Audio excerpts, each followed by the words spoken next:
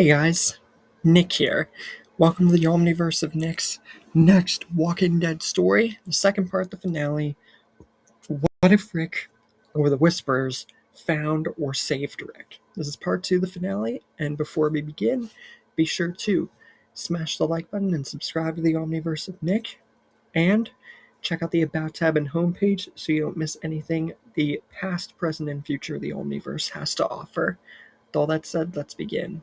We open up where we ended off last time. Rick managed to escape the Whisperers after throwing Alpha over the cliff into the Horde, which is honestly something everybody thought that Daryl should have done, and I could not resist Rick actually doing it in this story.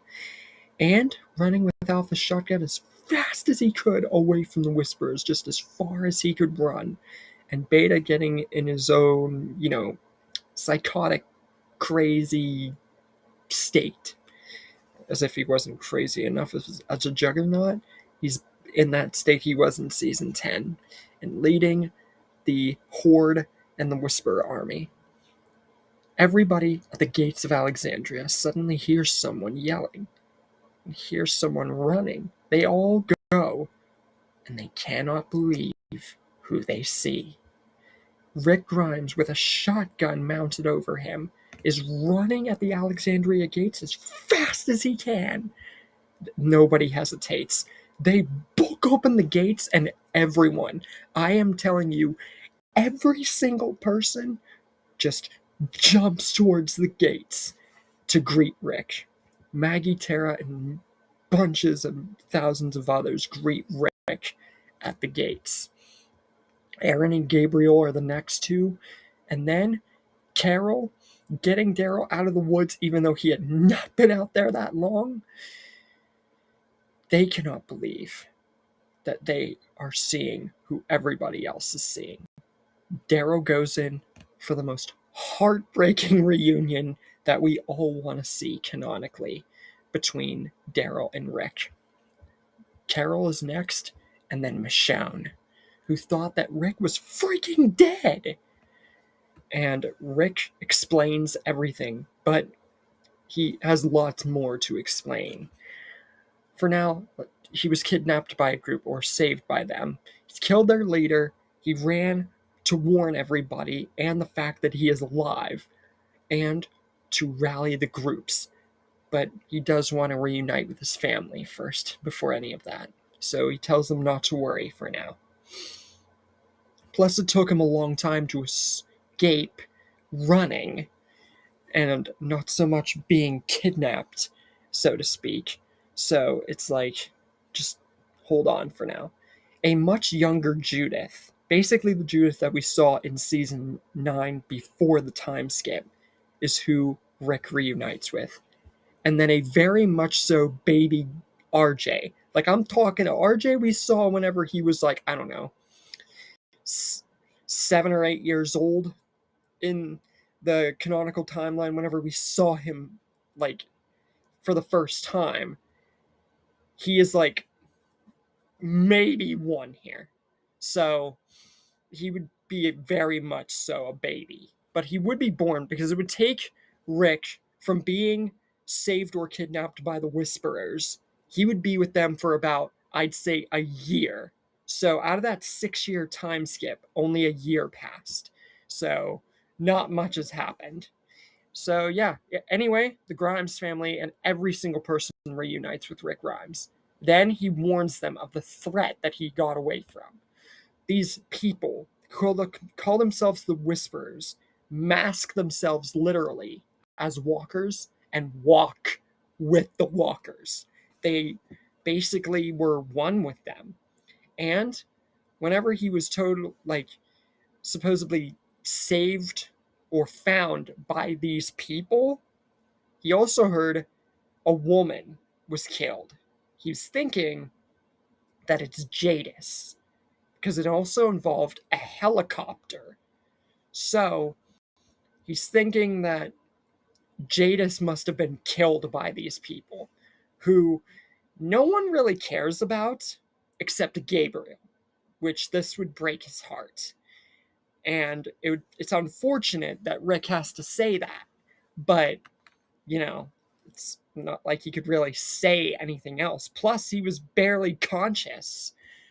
So it took him a year after getting saved, because they didn't bother to mend him too well.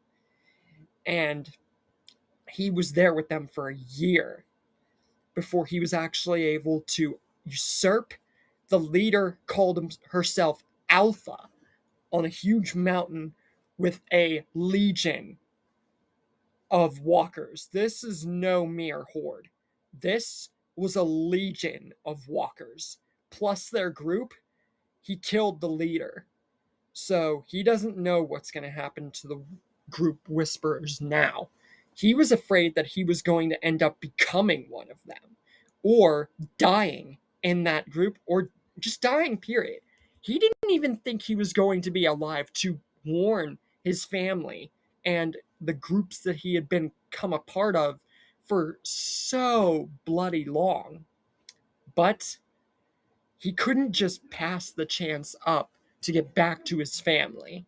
Like, he wasn't going to let people dressed as walkers beat him. He was getting back one way or another. So, he's back now. And the plan that they had come up with to deal with this threat, when they saw a glimpse of it after the final battle with Negan, well, that time has come. And speaking of Negan, he is going to do something equally as to nobody liking it whenever he did this certain idea a while back. If they are going to call upon all of the communities, they need someone who knows how to deal with this group, like as an inside man, or, how to truly dispose of people. And nobody likes it, but they know exactly what Rick is referring to.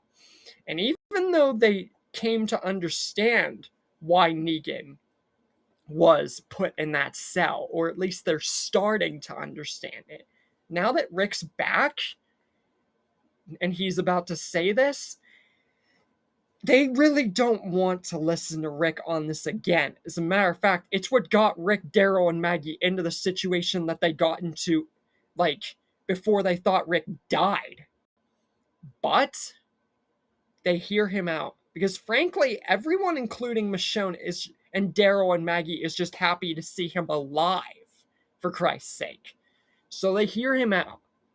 And what they're going to do is recruit Negan, who, when Rick goes down to the cell, Negan was not expecting Rick to be alive, let alone be wanting him as help. And Rick says, "Do you want to get out of this cell?" And Negan's like, "You should know better than anyone, Rick. I never deserved to be in here. But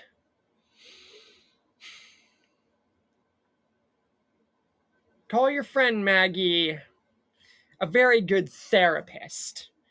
Because before even I thought you died, finally got me thinking, before I wanted to die myself, maybe I did deserve to get put in here."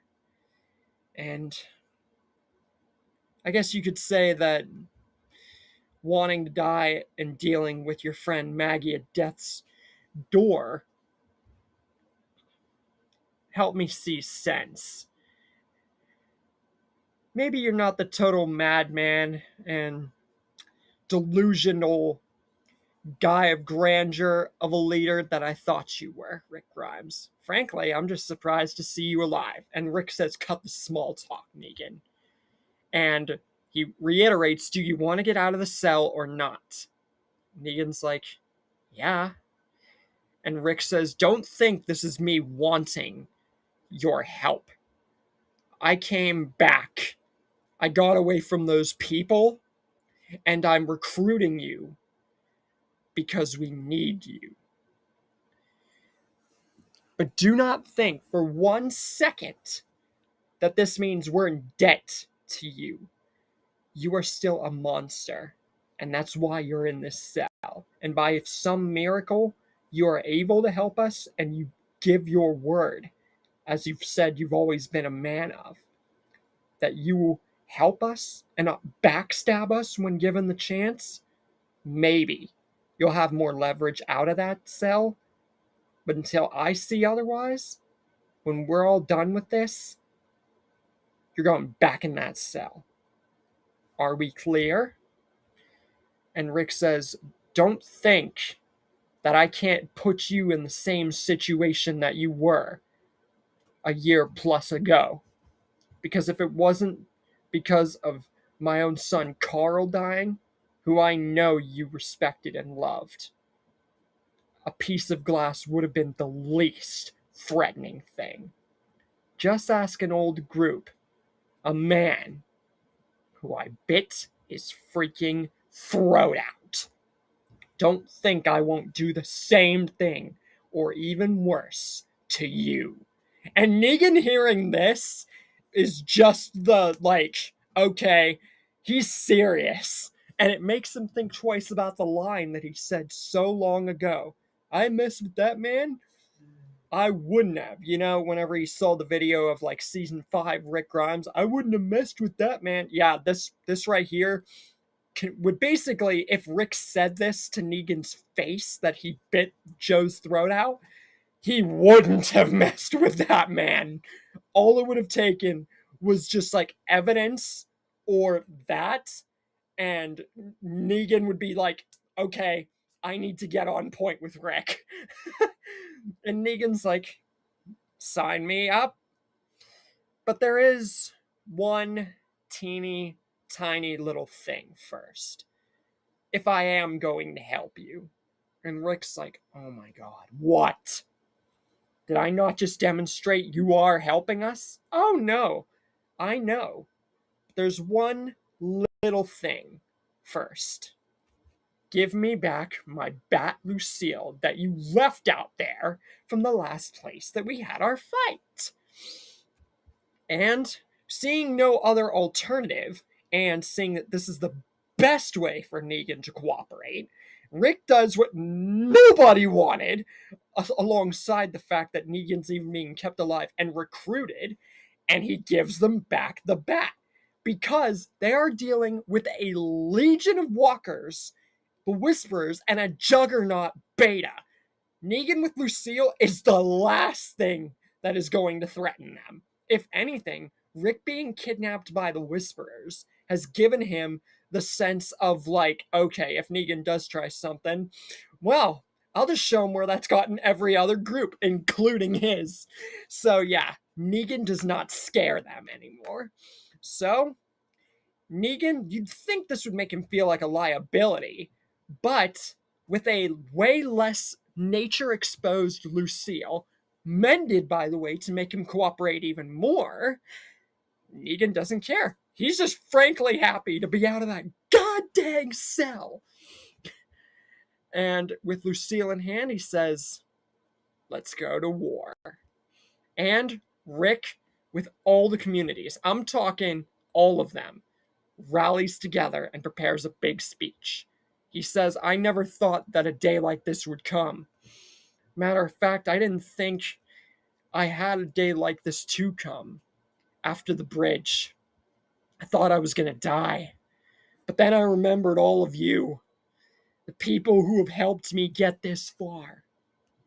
I said to everyone over a year ago that the new world begins and that a new way was going to start and that there's got to be something after. Well, this is that day. The threat we saw over a year ago is now going to be staring us right in the face. I stared at it right in the face, and I conquered its leader. Now, we conquer the group. We conquer these creatures who align with the walkers. We are life. They are death. And it's coming for us just like we foresaw after Negan.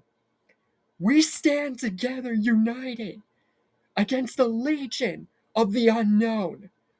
But we do know. We know that this is where the new world starts. And It's where it truly begins. I never thought I'd see a day like this after I got out of that hospital. I didn't even know what the world was. Now I do. This is the world. Our world. And we're not going to let these creatures take it away from us. We stand as one. And we will fight and conquer as one. And with Hilltop, Oceanside, and Alexandria and Kingdom, you could consider this a Lord of the Rings type war. But it's not going to be as clear cut as it might seem. Beta, the Alpha, the Whisperers, army, and the legion of walkers storm the communities. But I don't even need to tell you that they are millions of % ready. This is 6 years in advance. And they just conquer the Whisperers over and over again. And yes, there are still casualties because the walkers and Whisperers, convoluted, strategic sneakiness. But with Rick at the helm knowing all about the Whisperer army, it's barely a threat. But what is a threat is Beta caves underground and gets into Alexandria, just like he did in canon. But Negan's there as the inside man, knowing that Beta would do something like this, because Rick knew it from the start that he was like that.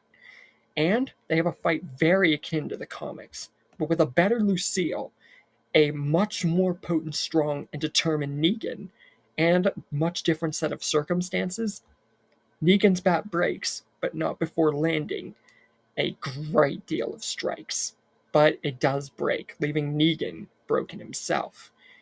Beta getting back to his feet, but this did hurt. Yes, Beta is a juggernaut, and I even proved it in my Merle story.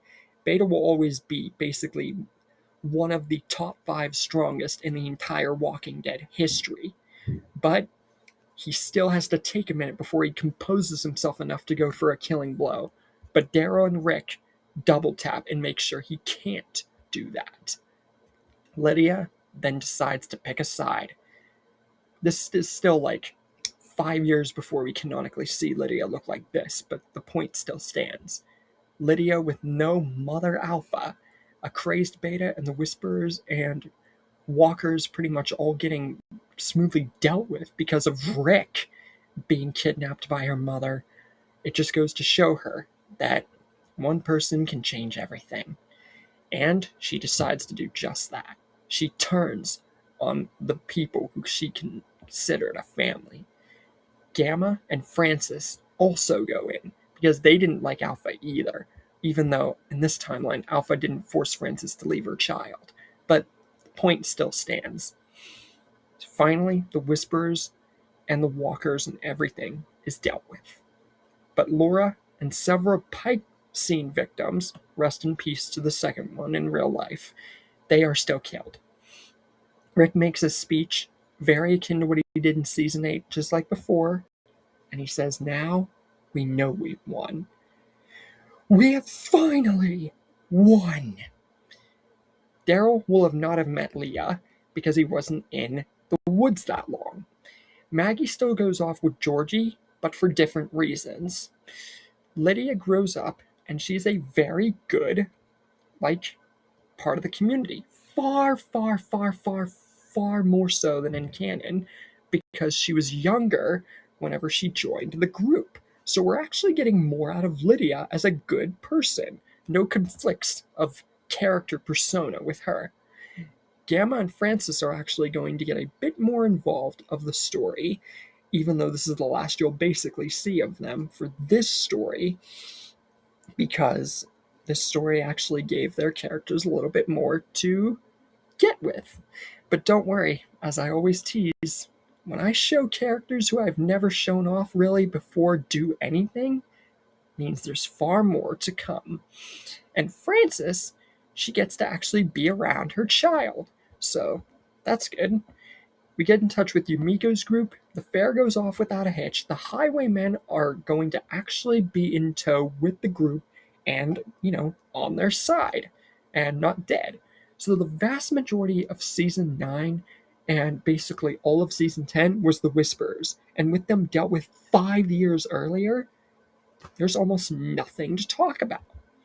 Maze joins the group, but his brother's a lost cause because I will never, ever, ever, ever, ever on this channel make Maze's brother worth something. He was a psychotic sociopathic freak who was chained by Maze in the freaking, barn or shed or whatever you want to call it. And he was going to commit suicide anyway. So to make a story out of him in any way, shape, or form would be pointless because he would just commit suicide there too. So that's why I just never include a story with him, because there's no freaking point. He's a useless character. The first Reapers are encountered this time by Aaron and Gabriel, and then the Reapers themselves make themselves known. And it's ironic because we're talking about Rick getting found or saved by another group, and the first story I did was him getting saved by the Reapers, besides canonically the CRM. Or if in this case, Jadis and then the CRM. It's a really different way of thinking about it. With a far more prepared Rick Grimes, far more prepared communities, far more better, the kingdom's not going to get, abandoned, and there's not going to be any burnings of the hilltop, and all the communities are almost in perfect, pristine condition, and it's just so much better for them, because the Whisperers destroyed basically everything, so that wouldn't happen here. So, far more prepared group means the Reapers almost stand no chance. Rick does lose his arm, canonically, because he gotta throw that in there at one point, since, the Ones Who Live has finally shown it in the show, so now you gotta really show it any chance you get that actually makes sense. Not too soon or not too late, though, because then it just doesn't freaking make sense to do it all. Could argue that with the Ones Who Live, but hey, it is what it is. Leah turns on Pope, tries to get a deal with Daryl, Rick, and all the group, but with no relation or care to her in this timeline, Daryl just freaking kills her. Then the Commonwealth. This is not so easily, to talk about. It could go one of two ways. One, even without Carl, Rick gets his comic death, which is very plausible because Sebastian, cut off arm, and older Rick Grimes. So it's very plausible. Or, the vast majority of my stories, if basically all of them that have included Rick actually with the group, he just manages Mercer and just all the communities to usurp the Commonwealth's power, Pamela and Lance, and then just freaking take over the Commonwealth and kill, Lance, Pamela, Sebastian, and all the freaking rebels. Which I'm going to go as the more plausible option and just better for the story.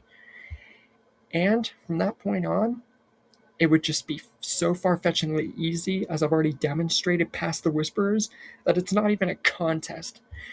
And then the Ferals would be a small threat, and Rick and Michonne would do exactly what they did canonically, and with the legions of communities and groups behind them, they destroy the CRM, just like they did canonically, but so much easier, so much more prepared, and so much more ready for the new world.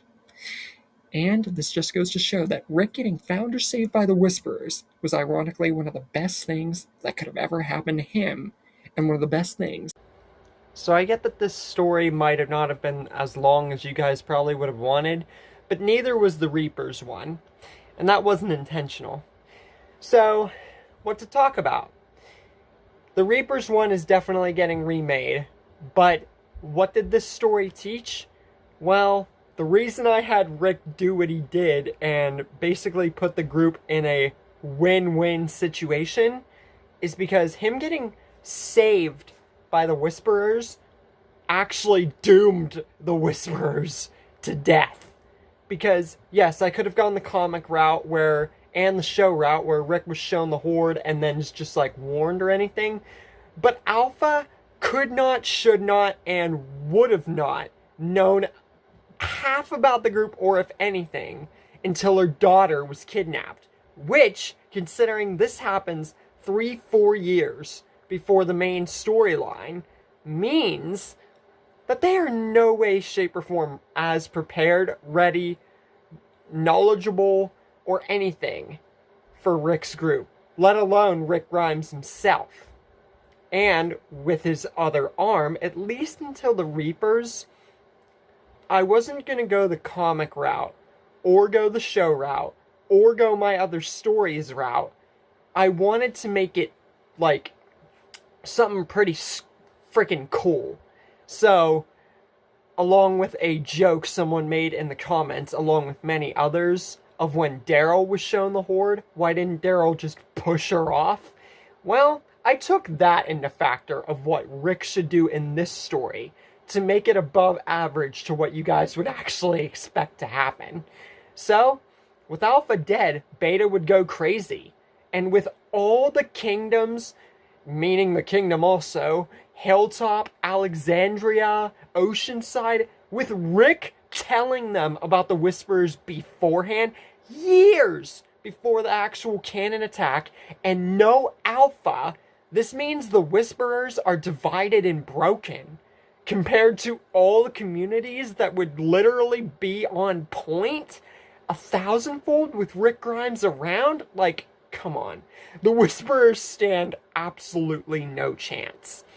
And Lydia, Gamma, and Francis joining the group is honestly, I think, something that really brings more fold to especially Gamma and Francis. And it honestly makes their storylines kind of more interesting, if you really think about it. And as for the rest of the story, Leia getting killed, whether or not she would turn, is debatable, but I really think that Rick wouldn't want her alive. For the Reapers remake, I might touch upon a different field for Leia, but she wasn't the main focal point of the story. And the Reapers, especially since Rick's around, and the vast majority of the story went the same beforehand, getting into season 9 and 10, I'm just like, might as well just give his arm the old chopperoni. And as for the Commonwealth and everything, and like what would further go on to be the final battle against the CRM and like later community spin-offs, etc., I feel that it could go one of two ways. Either Rick gets the comic death and everybody advances and goes on without him, already having to accept that he was probably dead once, probably more than that, but you guys catch my drift. Or it would just be so understandably like overpowered a group and a story that there's no way to kill off Rick Grimes. Which I'm gonna go with the former, because like, think of how overpowered and like truly on point everybody is in this story. So to kill Rick, at least cut off his arm, but to kill Rick would ultimately mean that you might as well just keep him trapped with the Whisperers and almost doom him to death that way. But I already touched upon an idea similar whenever he was with the Whisperers in the Daryl died instead of Merle story, and I have covered Rick dealing with the Whisperers so many times, and the comics have dealt with it so many times, that if I had to roll that around to the same plot, it would have just been a rerun, a rehash, and completely boring, and a standstill. And to prolong it or do something like that, this was the best way to go about it, which in my opinion makes up for it 1,000-fold. And like I said, you are going to see Rick in a lot more situations. We've seen him in the CRM, we've seen him with the group, especially in the comics. We have seen him now with the Whisperers and the Reapers on this channel. The Reapers is getting a remake, and you are going to see far more of what could have happened to Rick Grimes after Season 9. So, with that said, I hope you guys liked this little story here about Rick getting saved by another group, ultimately dooming that group to death. Same as the CRM, if you really think about it. And, with all that said, I will see you guys for PyCon's story, and going onward for the Omniverse. See you guys later.